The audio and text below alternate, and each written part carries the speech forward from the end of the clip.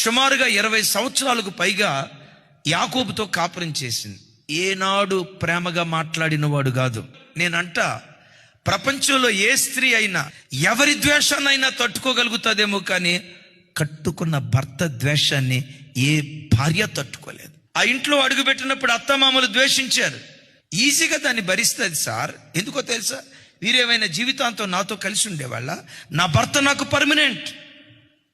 ఆడపడుచుల పోరు ఒక భార్య తట్టుకోగలదు, అత్తామామల పోరు తట్టుకోగలదు, వదినా మరుదుల పోరు ఎవరి పోరైనా తట్టుకోగలదు, ఎవరి ద్వేషాన్నైనా తట్టుకోగలదు, కానీ ఏ భార్య భర్త ద్వేషాన్ని తట్టుకోలేదు.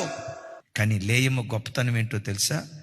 భర్తను విడిచిపెట్టి విడాకులు తీసుకోవాలని కోరుకోలేదు. అంతకు మించి సంగతి చెప్పమంటారా?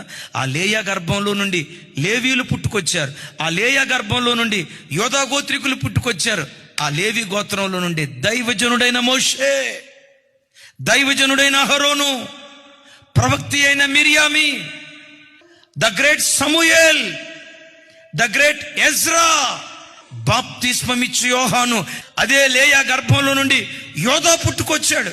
ఎస్, ఆ యోధాలో నుండే మహారాజు అయిన దావీదు, ఆ మహారాజు అయిన దావీదులో నుండే లోకరక్షకుడైన యేసు క్రీస్తు వారు ఉద్భవించారు.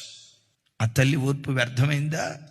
అయ్యా అమ్మా, భార్య గయ్యాలిదా? ఓర్చుకో. నీ ఇంటిలో నుంచి ప్రవక్తలను దేవుడు పుట్టిస్తాడు, రాజులను దేవుడు పుట్టిస్తాడు, ప్రపంచాన్ని తలకిందులు చేసే వ్యక్తులను దేవుడు పుట్టిస్తాడు.